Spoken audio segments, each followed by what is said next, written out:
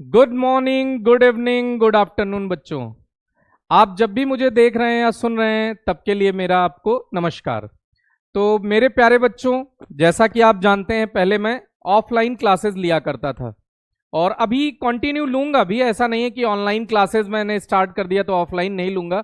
Online सिर्फ इसलिए कि आपको सुविधा हो जाए। अभी बहुत सारी चीज़ों में आपको जैसे पढ़ाई करते हैं, मान लीजिए मेरे स्टूडेंट ही हैं, अब मुझसे वो पढ़े, उनको कोई चीज रिवाइज करना है तो एक नए टीचर की तरफ जब वो जाते हैं तो उनका रिवीजन में समय बहुत वेस्ट होता है। और बहुत सारे ऐसे भी बच्चे हैं जो मुझसे पिछले कुछ वर्षों पहले पढ़ चुके हैं। उनके बहुत सारे बच्चों के कजन्स हैं, उनके छोटे भाई बहन ये हैं, इनको वो चाहते हैं कि मुझसे पढ़ें। तो ये तो पॉसिबल नहीं है क्योंकि मैंने लॉन्ग टाइम कोटा में पढ़ाया, फिर राजस्थान के शहर जैसे जयपुर में पढ़ाया, तो वहां पे पढ़ाने के कारण मेरी कनेक्टिविटी मेजरली उधर ही है। जो मेन मेरे स्टूडेंट है, ज़्यादा नंबर ऑफ स्टूडेंट वो राजस्थान के हैं। अभी उत्तर प्रदेश में मैंने अभी हाल फिलहाल 3-4 सालों से पढ़ाना शुरू किया। ये मेरा 5वां साल है, नहीं 5 साल कंप्लीट किया, 6ठा साल है। तो अभी 6th ईयर जब मैंने स्टार्ट किया है, तो आप सोचिए कि यहाँ पे कनेक्टिविटी कम है। वैसे मैंने 15 ईयर, लगभग ये मेरा 15th ईयर है, 14 ईयर इसके पहले मैंने फिजिक्स पढ़ाया है। तो मेरा नाम है दुर्गेश सिंह और आप देख रहे हैं एक प्यारा सा चैनल एक्मे गुरुकुलम। तो आप बच्चों ये जानते हैं कि जैसे वो उनके भाई बहन जो बच्चे हैं वो लोग मुझसे पढ़ने के लिए इच्छुक हों तो मैं कैसे उनको पढ़ाऊं। तो एक ऑप्शन था वो यहाँ आए, लेकिन ये पॉसिबल फिजिकली नहीं हो सकता है क्योंकि राजस्थान से बच्चा यहाँ कैसे आके ट्रेवल करेगा। तो मैंने इसके लिए क्या सोचा, एक तो पॉसिबिलिटी ये थी कि वो मेरे पास आए, दूसरी पॉसिबिलिटी ये थी कि मैं उनके घर तक पहुंचूं, मैं उनके रूम तक पहुंचूं, मैं उनके क्लासरूम तक पहुंचूं। तो क्लासरूम नहीं पहुंच सका, लेकिन उनके घर तक पहुंचना तो आजकल बड़ा आसान है। अगर इतनी चीजें डेवलप हो चुकी हैं, ऑनलाइन सिस्टम इतना डेवलप हो चुका है, तो उसमें उनके घर तक रीच बनाना बड़ा आसान है। तो इसीलिए मैंने सबसे बड़ा डिसीजन अपने जीवन का लिया कि अब मैंने ऑनलाइन प्लेटफॉर्म भी स्टार्ट कर दिया है।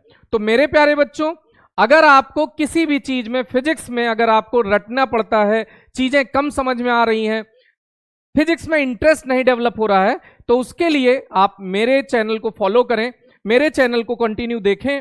आपको फिजिक्स बोरिंग नहीं लगेगी। जैसे कुछ एग्जांपल्स मैंने आपको, जैसे फिजिक्स पढ़ाने का कारण वो तो मैंने बताया आपको कि दूरी को खत्म करना है।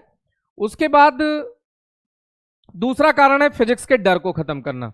जो बच्चों के बीच में एक डर रहता है, जो बच्चे फिजिक्स से डरते हैं, फिजिक्स में उतना इंटरटेन नहीं फील करते हैं, तो फिजिक्स को इंटरटेनिंग बनाना होता है। एक्चुअली फिजिक्स क्या, व्हाट इज फिजिक्स?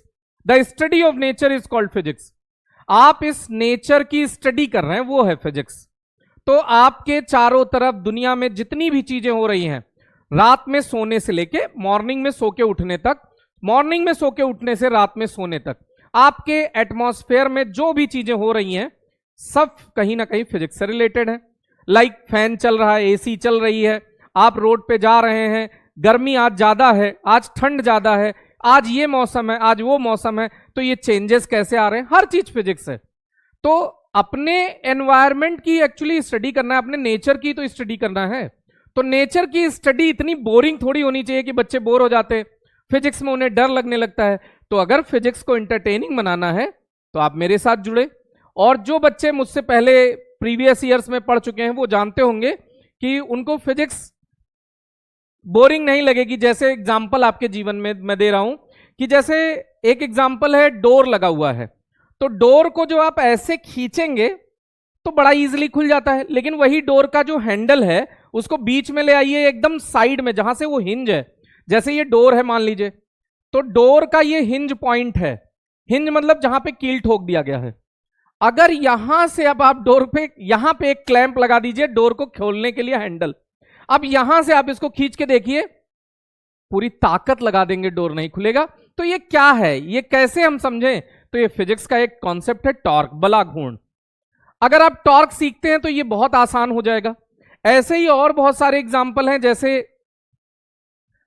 आपके लिए मान लीजिए चाय है और गरम गरम है और आपको कहीं अर्जेंट जाना हुआ, अब चाय पीने, आप मतलब चाय पीना है और फास्ट पीना है, जिससे आपको कहीं अगर अर्जेंट जाना पड़े तो आप जा भी सकें और चाय का भी मजा ले सकें।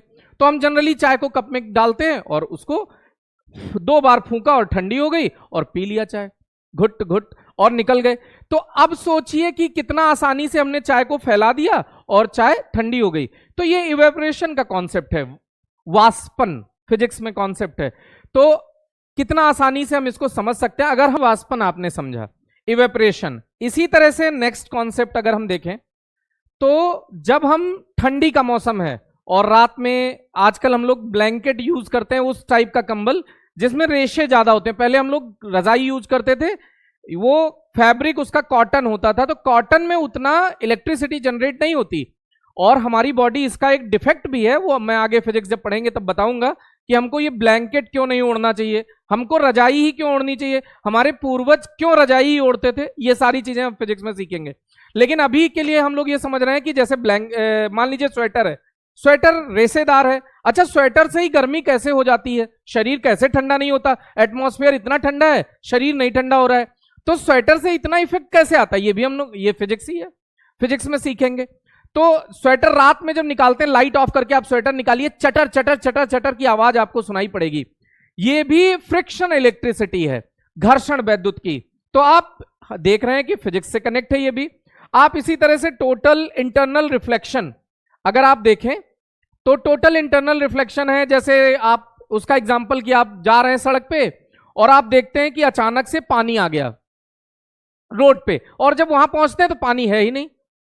तो ये पानी जैसा फील होना, हिंदी में मरीचिका कहते हैं, इंग्लिश में उसको मिराज कहते हैं, ये कॉन्सेप्ट है। लेकिन इसको समझेंगे कैसे, पूर्ण आंतरिक परावर्तन, टोटल इंटरनल रिफ्लेक्शन से।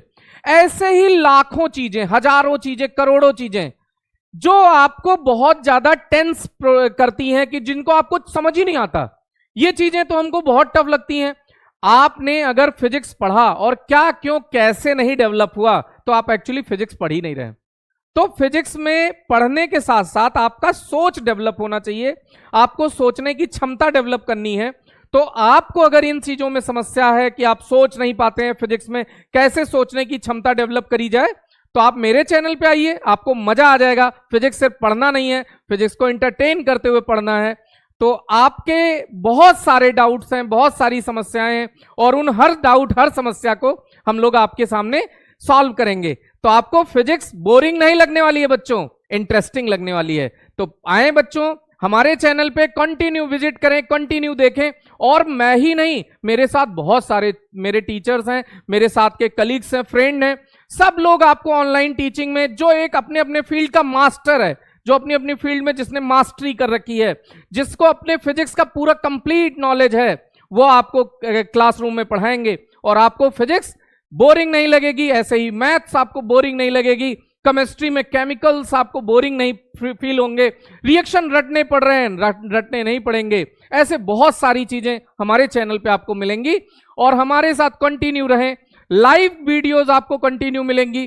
फिजिक्स में डेरिवेशन से बच्चे बहुत डरते हैं, फिजिक्स में न्यूमेरिकल से बच्चे बहुत डरते हैं। एक एक डेरिवेशन को मैं, कोई भी डेरिवेशन आप ले आइए, 12th class, 11th class, 9th class, 10th class, एक सिंगल लाइन में मैं आपको सिखा दूंगा।